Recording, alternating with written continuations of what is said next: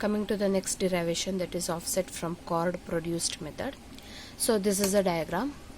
So this is a portion where you need to draw the diagram and do the following derivations. So OT1 and OT2, it is a radius. Then C1 is the first subchord, C2 is the second subchord. So when you continue this diagram up to n times, so this portion up to T2, that is end part, that will be T2, and the last subchord will be final subchord. And this portion arcs, that is, it is nothing but known as offset, and this portion, that is UV, this line, the tangent, it is known as, the name given for this tangent is rear tangent. Okay, so next, this will be the angle given, that is delta, that is A1 T1A and A1A T1, that is given as a delta, and this is twice of this angle, that is T1 OA is twice of this angle, so it is given as 2 delta. All this as you draw the tangent, so it increases twice, angle increases twice, hence it is 2 into delta.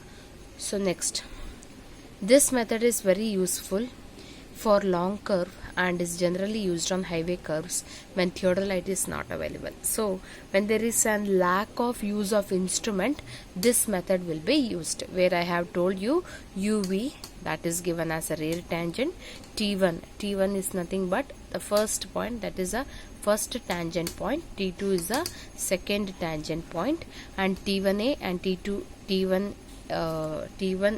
and T1A is the initial subchord, that is T1A1 and T1A, these are the initial subchord, and this is a final subchord, and in between whatever the intermediate it will come, those are the second, third and fourth offsets. Okay, and A1A is nothing but known as O1, that is called first offset, that is this arc A1A and the chord A1A, both are known as, but this portion it is known as first offset, and B2B it is known as second offset, and the last one it is known as last offset. It will be extended up to ON. Okay, and that will be in the radians, where T1 O1A, that is T1 O and A, T1 O and A, that is twice of this angle, that is A1 T1 A. So T1 O A will be written as twice into delta. Next, so here initially we assume that the chord length T1A, that will be equal to the arc length, that is the T1A chord which we have drawn, so that chord will be equal to the arc. So hence, that is, here there is a chord, right, T1A, and here there is the arc of T1A. So here in this derivation, we assume that the chord T1A is equal to arc T1A. So for the simplification or for deriving purpose, we are going to assume chord is equal to length, because we know the since we know the arc length also, that is nothing but the central angle into radius, we can do this. So if you do the chord length is equal to arc length, then what is the formula for the arc length T1A?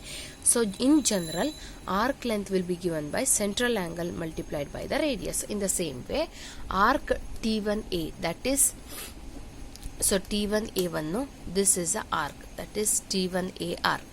So arc T1A is nothing but central angle multiplied by the radius. So what is the central angle given here? Central angle is 2 delta and radius is r.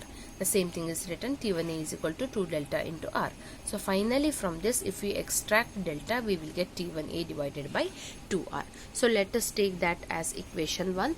So next, again by assuming that arc A1A is equal to, chord A1A is equal to arc A1A, that is the first offset.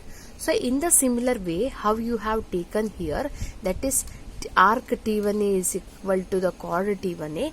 In the similar way, you need to take it for the arc A1A.